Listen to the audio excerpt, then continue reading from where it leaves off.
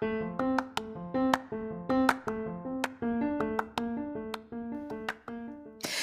there, and welcome to the daily podcast where wisdom smacks us with kisses or love taps. I'm MichelleSpiva, a wisdom strengthening coach, your host, and practical priestess of wisdom. Mwah. Join us daily to gain wisdom and mental strength as we tackle innovative thinking, address emotional and behavioral life traps, and yes, provide you with some practical how to's to wrap it all up. So settle in or crank up the speed 2x, whatever gets your mental processes firing as we dive in. Stay tuned.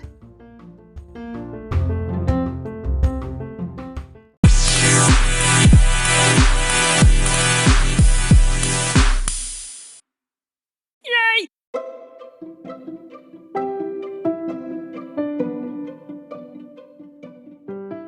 So, tomorrow's your first day. Are you excited? I guess. I'm actually a little scared. Girl, don't be worried about that. You gotta trust yourself. This is a new beginning. Hey, this is Michelle Spiva, your practical priestess of wisdom, and I want to welcome you to today's podcast of Wisdom Smack. Mwah. So join me on the flip as we get into Trust the Magic of New Beginnings. I'll see you on the flip.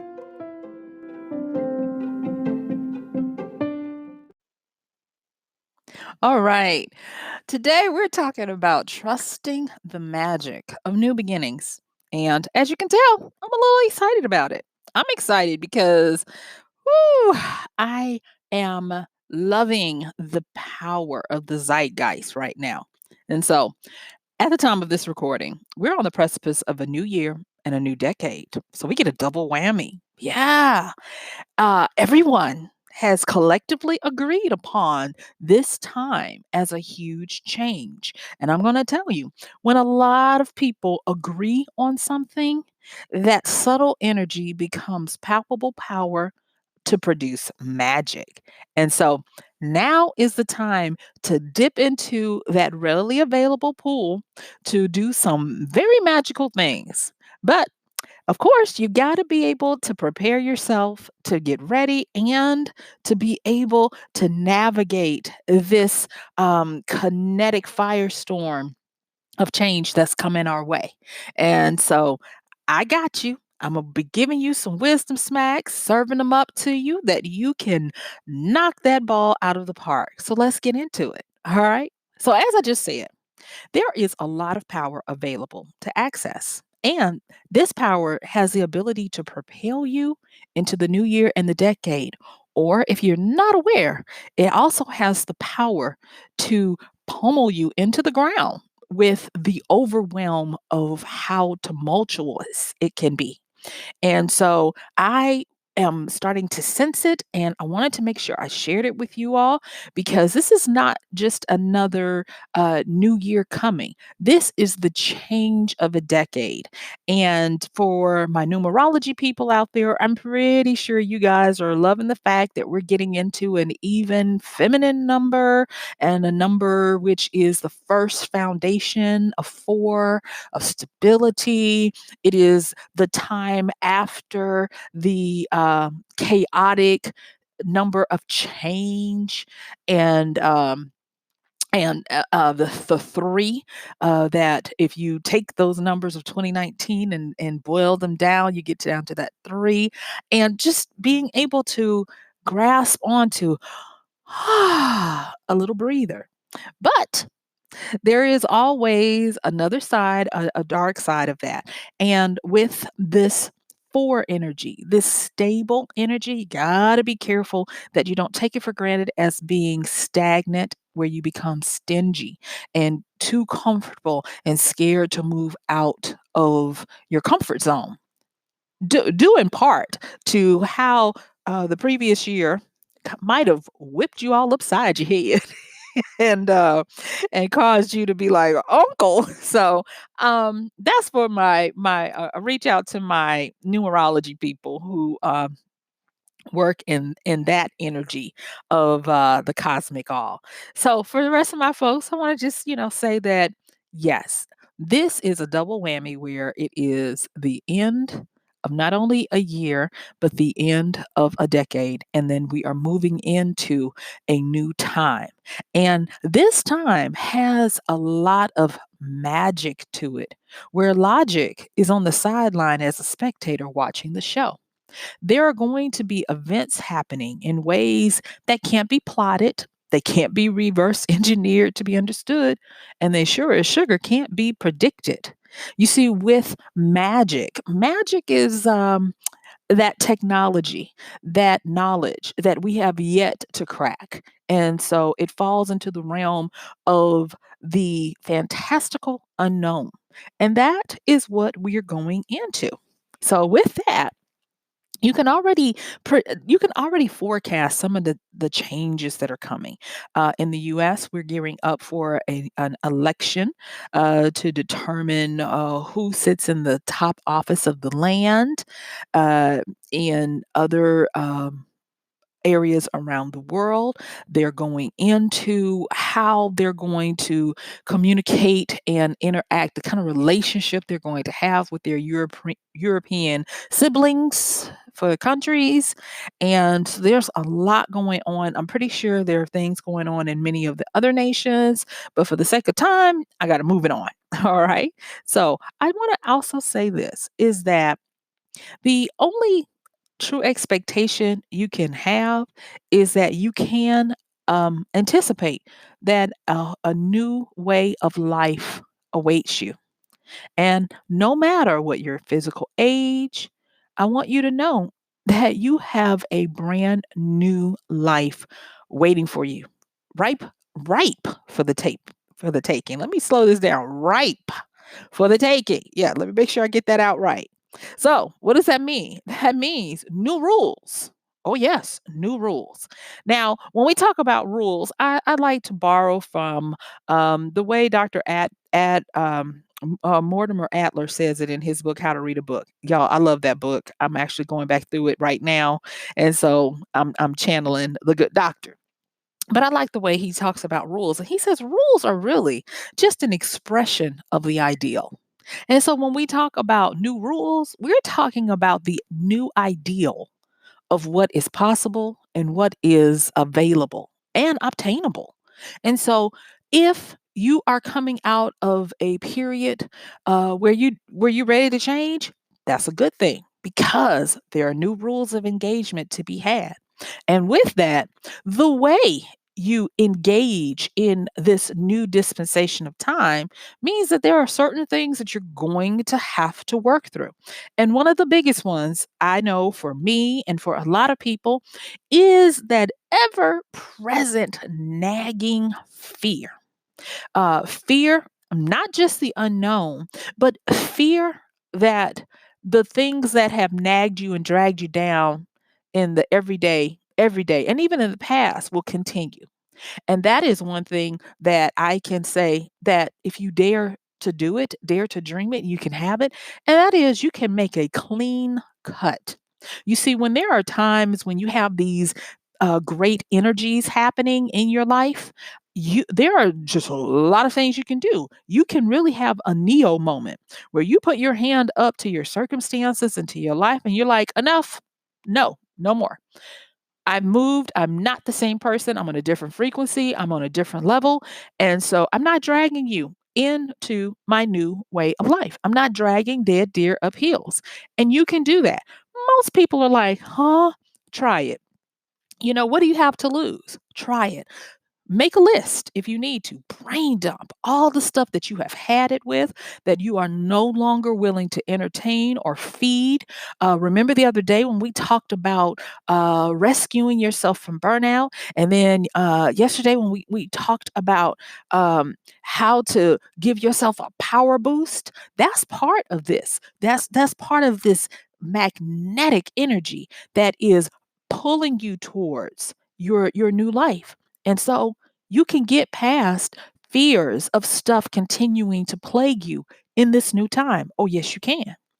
And with that, what I want you to do now, this is something that I have been working with at least for the last 2 weeks. And it wasn't that I tried to conjure it up, it's just that this is what was boiling up from the depths of my being. And I was like, what is this? Because it did not feel well. But when I sat with it and meditated on, pondered on it, I was like, oh, that's brilliant wisdom. And so I wanted to share it with you. If you'll allow me, I just want to share a bit of my vulnerability and hopefully it'll help you. And that is, this is the mantra um, that I have been meditating on and focusing on.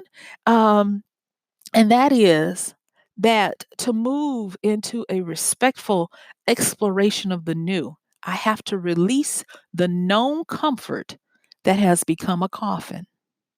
You see, I am in the stages of dismantling, demolishing actually, my coffin of known comfort that I will not take into this new time.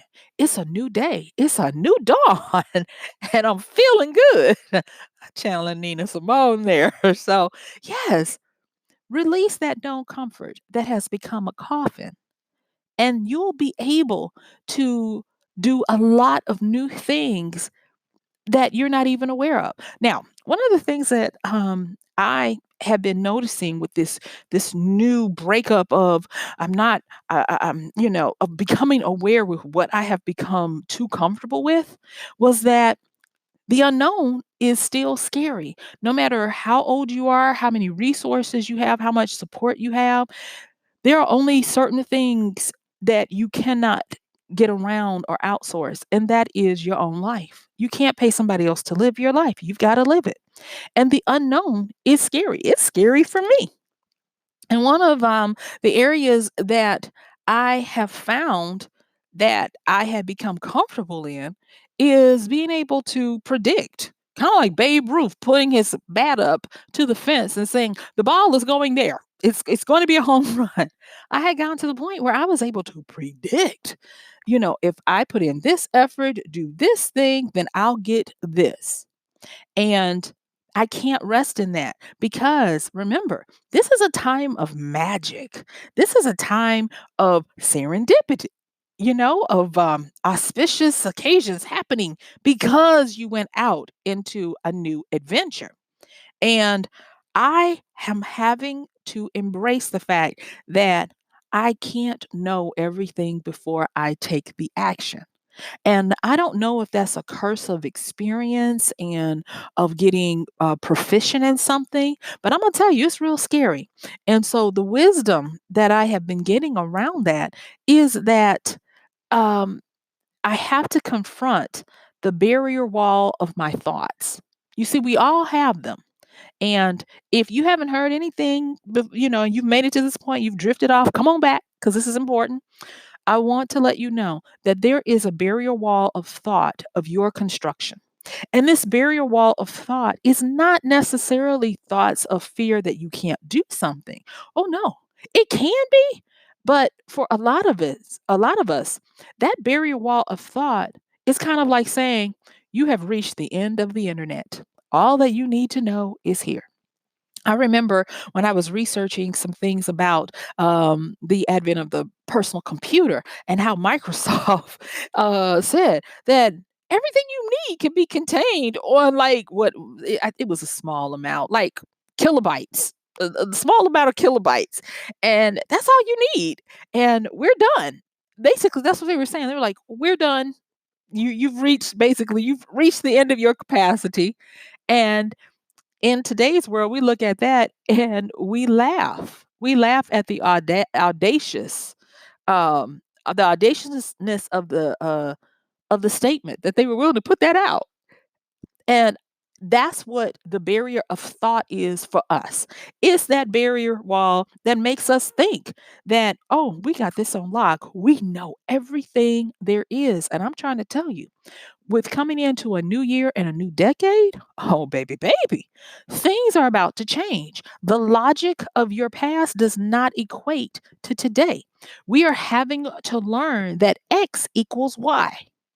Yes, that 1 plus 1 equals 3.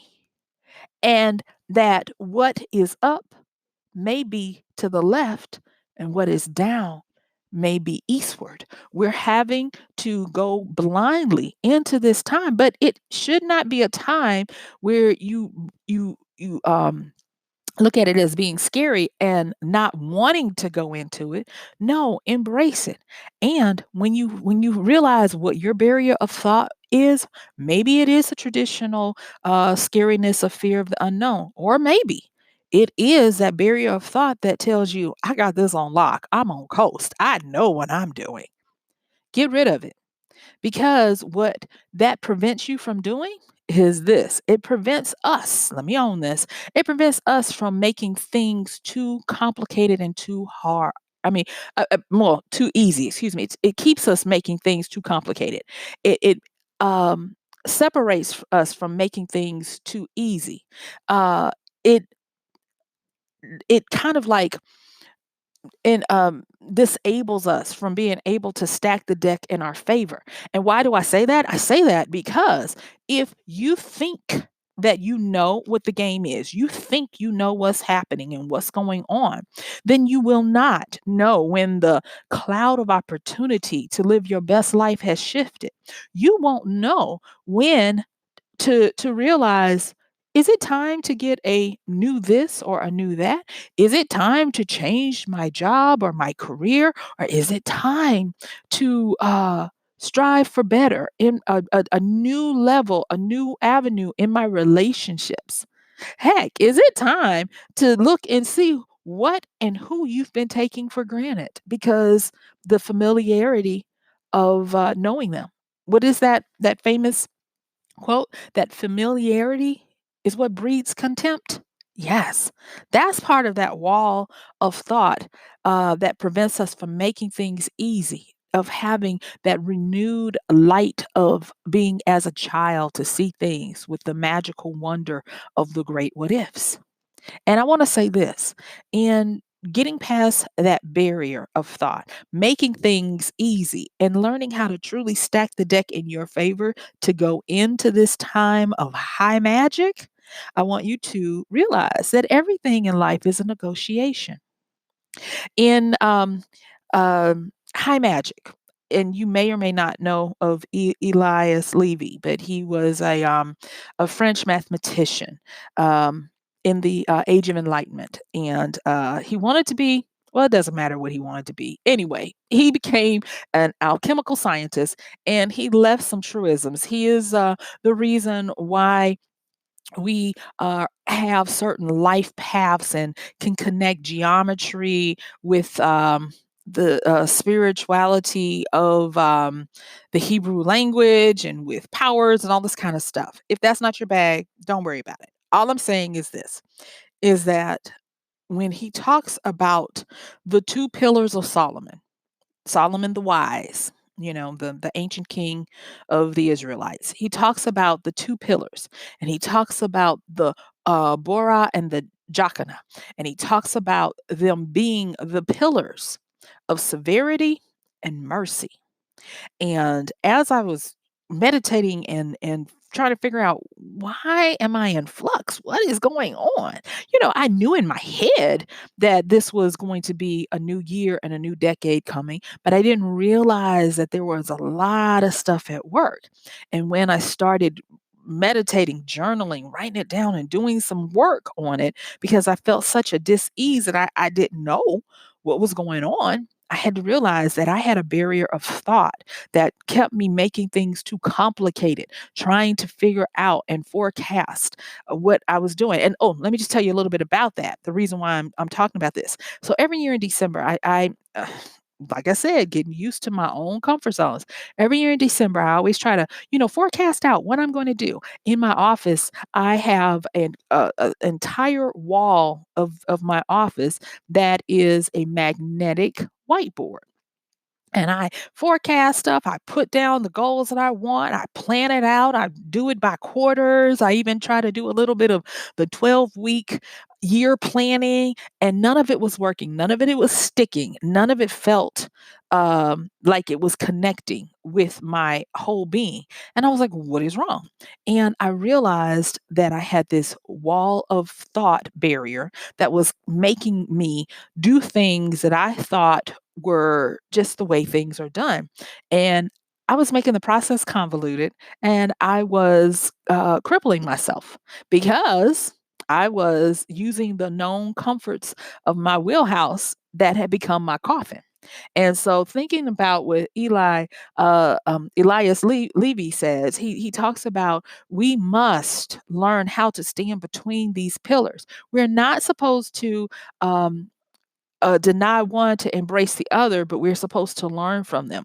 And so the pillar of severity is that pillar that is the one of boundary, of responsibility, and the one that reminds us of what we do that keeps us in line with our path.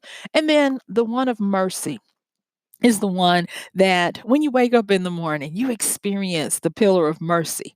When you take in that breath and you find yourself able to think correctly, and your body and mind are working and they come online the way they're supposed to. And so you have this pillar of severity challenging you to evaluate your boundaries and to make sure that you are running at the optimal best that you can. And that's what was clashing in on me because I was phoning it in. I was writing on my board and I was like, oh, okay, I'm going to do this and do that. And I was like, no, no, this is not right. This is not flowing. This is not what I'm supposed to be doing. And because of that, I was like, I'm scared. And that's when it hit me that I needed to start trusting the magic of new beginnings. So, everything is a negotiation, and that means every day that you are trusting this magic of new beginnings, you are trusting that you are working in and following your true north, not because you know where it is, but because you tend to get there and you have a desire to get there. Um, One of the areas that has really been on my mind, and it's been because I've been blessed to work with a few people this season, and they've been talking about high expectations. We did a podcast on it the other day, where this is the season of high expectations, and there's a lot of pressure on people right now to deliver and to hit these expectations. And I made a few notes when I was dealing with my process that I normally do in December that wasn't working. And that was this, that the best way to achieve something is not necessarily to meet other people's high expectations, but instead it's to embrace quest. You see, as a fiction writer, in some of the genres that I write in and consult in, one of the main premises is that there is a hero's journey, and a hero's journey is a cyclical story where you end where you start. But when you come back to that starting point, you come back as the hero, as the person who has saved yourself and others and who should be celebrated. And in that, there is a quest that has been engaged in. And that quest, and these are things, like I said, these are things that I just normally remind myself when I'm constructing them and when I'm helping people to construct theirs. And that is, a quest needs to have a goal, it needs to have a hero or a heroine, it needs to have a talisman or an object of power, it needs to have a goal, and it must have a lesson to be learned. And one of the things that I realized with my expectations and and dealing with other people who were dealing with high expectations is that there was no quest in doing what we were doing. And that, and bear with me, that when you look at an expectation, there should be some type of lesson, some type of journey, and some type of talisman of power that you achieve when you meet that expectation. And so what I've come to note is that for me, And for the people that I know that I'm interacting with, this is the wisdom that we're working with. And take it if it works for you. And if not, it's okay. But that is to don't focus on being a high achiever. Focus on being a self believer. Because when you believe in yourself and you would go about achieving something or trying to achieve something, you go on a journey. And you might get to a new point, or you might get to the same point you were when you started, but you're changed. You are changed for the better, hopefully, and that you become that person who is someone you like, someone you appreciate and you respect. You see, that's all in trusting the magic of new beginnings because a new beginning is inherently a new journey.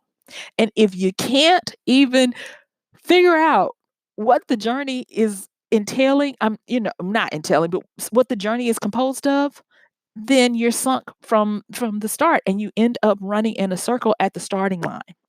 And so, in my last few minutes, let me talk about a few other things that I wanted to leave you with trusting the magic of new beginnings. And that is to become accurate at completing your ideas and dreams. That's one of the best things you can do. When you don't know what's ahead, when you don't know what to expect, okay, and everything is out of order, it's new and unfamiliar, become accurate at completing something. And when I say accurate at it, meaning that you do the best you can with the resources you have for the task at hand. And that takes out a lot of that barrier of thought thinking where you try to rest on the laurels of who you were before. It allows you to look for easy ways to do things. It allows you to stack the deck in your favor because you're not encumbered with all of that crap and that those thoughts of, well, this is how we always did it. This is how we used to do it. No, just focus on completing an idea and a dream that you have to the best of your ability as accurately as you can. And that is how you start progressing. There are some things that I want to achieve that I have no way of knowing how to do them or any of that. And putting this treatment of what I'm talking about with you guys of trusting the magic of new beginnings on what I'm trying to do, I've come to this little thing that I'm actually doing, and it's totally different from how I usually just go full bore forward with a plan of attack and all of this, and that is that I'm giving myself permission to tinker until it's done. I was listening to an interview by a gentleman who is leading the technology in printing houses. So how you can print anything now. Well, he's leading this dynamic technology, but he is not technical. And he, when interviewed, he said, "Well, what I did was is I did it the entrepreneurial way." He says, "I went and grabbed all the books I could on Amazon for how to digitally print stuff, not digitally print, but with the printing." And he said, "And none of it dealt with what I wanted to do." He said, "But that was my starting point, and then I tinkered." And that right there, tinkering is part of this embracing your quest, of going on the adventure of not knowing what's going to happen. You got a vague understanding of what you want to come up with.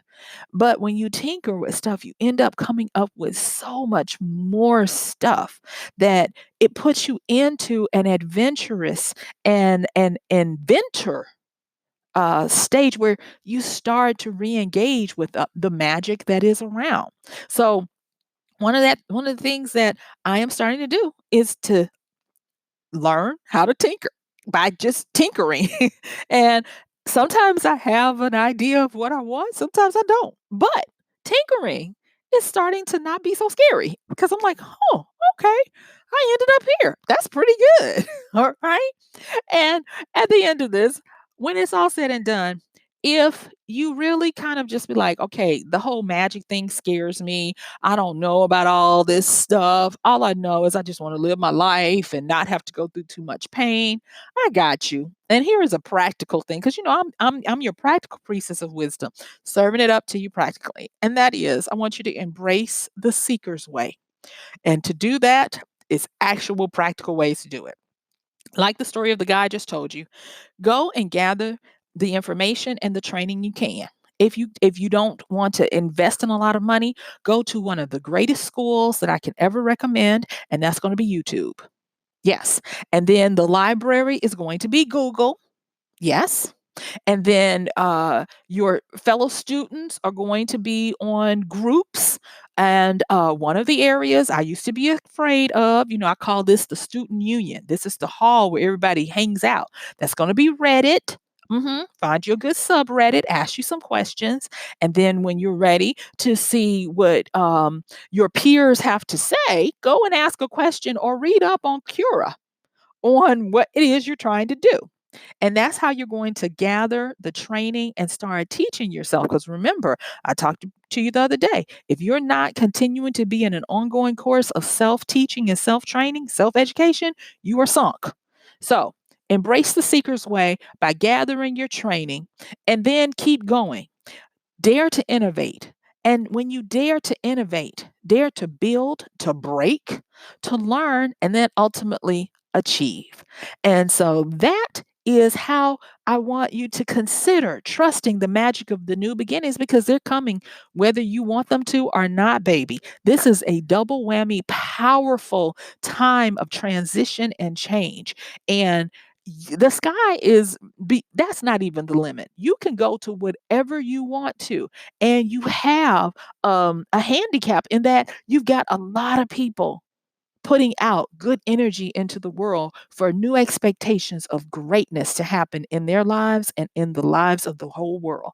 So embrace it and own it and go and do it. All right. So guess what? Yep. My time is up. I thank you for yours. This has been MichelleSpiva, your practical priestess of wisdom, with another Wisdom Smack podcast. Mwah. Don't forget to check the show notes and use our Amazon link at MichelleSpiva.com/AMZ. And I'm going to see you tomorrow.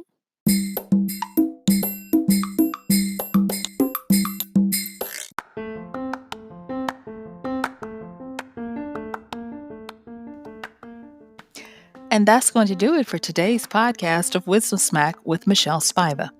If you like this podcast, please help us get the word out. Like, comment, subscribe, and even share.